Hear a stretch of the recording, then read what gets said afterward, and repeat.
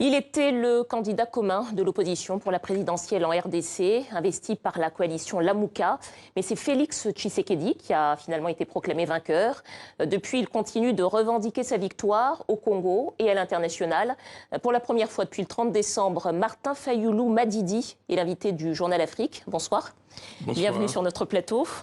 Alors, on va évidemment évoquer la situation de la RDC et l'avenir de votre coalition politique, la MOCA. Mais d'abord, vous êtes en tournée en Europe, Allemagne, France, Suisse, États-Unis bientôt aussi, pour continuer à revendiquer la victoire à la présidentielle. Concrètement, comment ça se passe, qui vous rencontrez et dans quel but?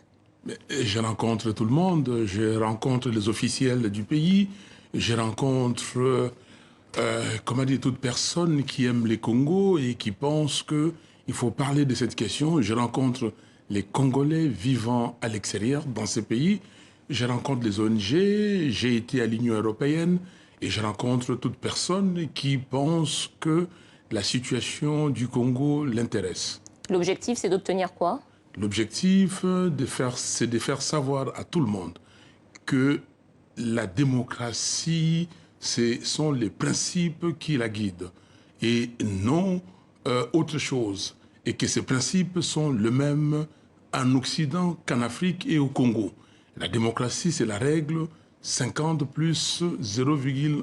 Vous avez obtenu des choses de ces partenaires que vous voyez? Vous avez obtenu des choses jusqu'ici?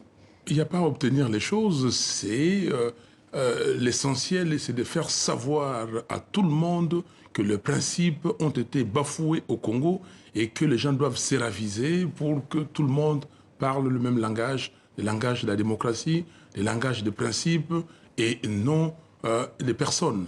Ce n'est pas les personnes qui comptent, c'est les principes qui comptent et ces principes doivent être respectés au Congo. Au départ, le résultat de la présidentielle a été contesté par l'Église catholique, par certaines chancelleries diplomatiques et même par l'Union africaine avant qu'elle ne se ravise. Et puis tout le monde a fini par reconnaître que Félix Tshisekedi était le chef de l'État en RDC. Quel est l'intérêt, politiquement, j'entends, de continuer à voyager pour revendiquer une présidence à laquelle vous ne pouvez pas accéder? Écoutez, tout le monde a reconnu, non, tout le monde a pris acte, on a pris acte, et avec beaucoup d'hésitation, et je pense que tout le monde se sent aujourd'hui gêné. Et on ne peut pas voler à un peuple sa victoire, on ne peut pas voler à un peuple sa liberté, sa décision. Et c'est ce que nous voulons faire comprendre au monde entier. Et une fois qu'ils auront compris, qu'est-ce que vous souhaitez obtenir? Mais le peuple congolais souhaite, comment dire, obtenir, récupérer sa victoire. C'est la victoire du peuple. On ne parle pas simplement d'élections ou de l'élection présidentielle, on parle de toutes les élections, surtout les législatives. Concrètement, comment est-ce que ça pourrait se manifester? Vous souhaiteriez qu'il y ait un engagement de la communauté internationale pour démettre celui qui a l'impérium de fait? Mais il n'y a pas à démettre, il y a à reconnaître que les résultats ont été fabriqués. Et ces résultats fabriqués ne requièrent pas l'assentiment du peuple congolais. Et si on continue dans ce sens-là, on aura autre chose que la paix recherchée. Les Congolais ont besoin de la tranquillité, de la sérénité, de la paix pour demain retrouver son développement. La MOUCA, que vous avez représentée à la présidentielle, ce n'est pas un parti politique, c'est une coalition électorale. Là, le processus électoral est terminé.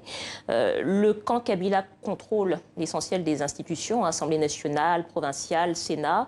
Est-ce que vous allez développer une stratégie commune avec la MOUCA pour continuer d'exister politiquement, ou est-ce qu'on peut déjà considérer que la MOUCA est morte? La MOUCA il existe.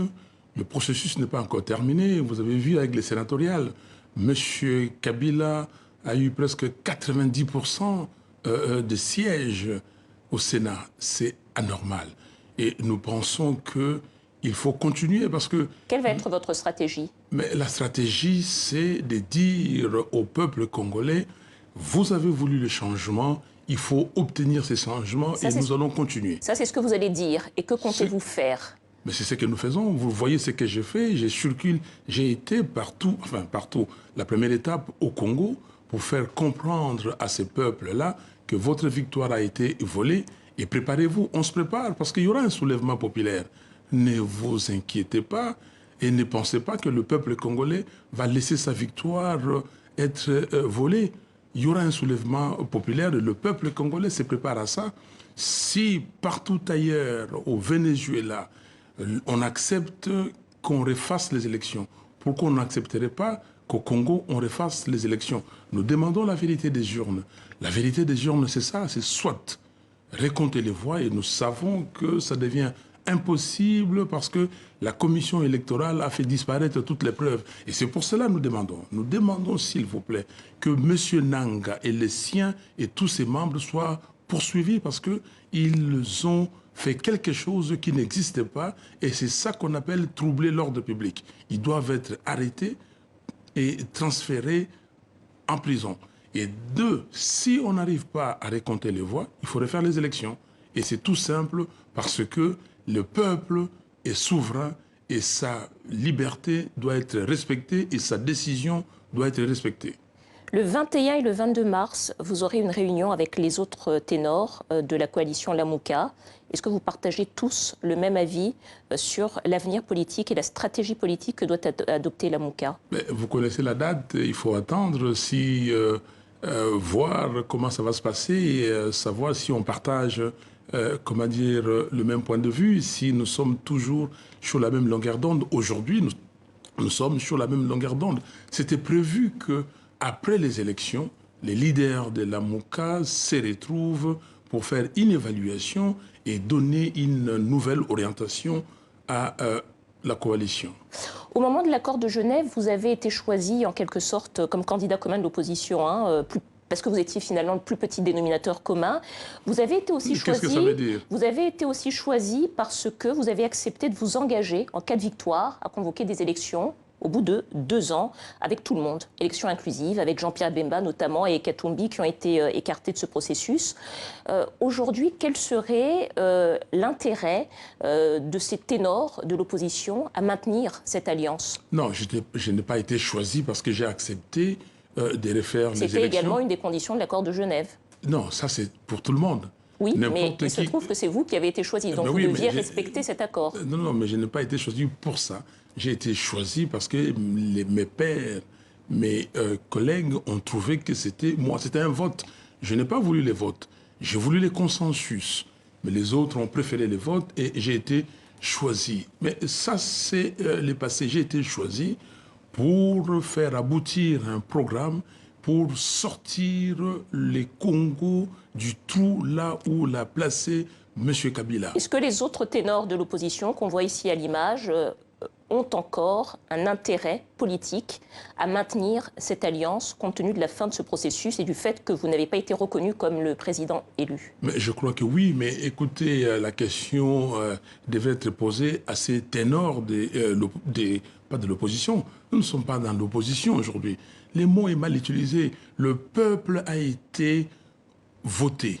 Il a voté et vous connaissez les résultats parce que vous l'avez dit. 62,11%, ce n'est pas l'opposition. Et si M. Kabila a instauré la règle aujourd'hui qu'on doit appliquer en Afrique ou au Congo, que quand on sort de l'élection, et c'est lui qui a perdu qui gagne, et là il faut qu'on nous le dise, si la communauté internationale a accepté ces principes pour les Congos, il faudrait qu'on nous le dise. Donc nous avons gagné, je suis le président élu de l'élection présidentielle, à le revendiquer. De l'élection présidentielle du 30 décembre 2018, Lamuka a gagné les sièges au provincial et à l'élection législative nationale. Et donc ça, c'est le peuple congolais qui continue à revendiquer. Et moi, je ne suis qu'un porte-étendard.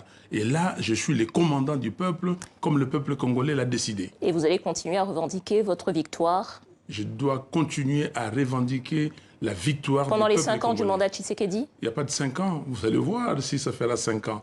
Et vous avez vu ce qui se passe.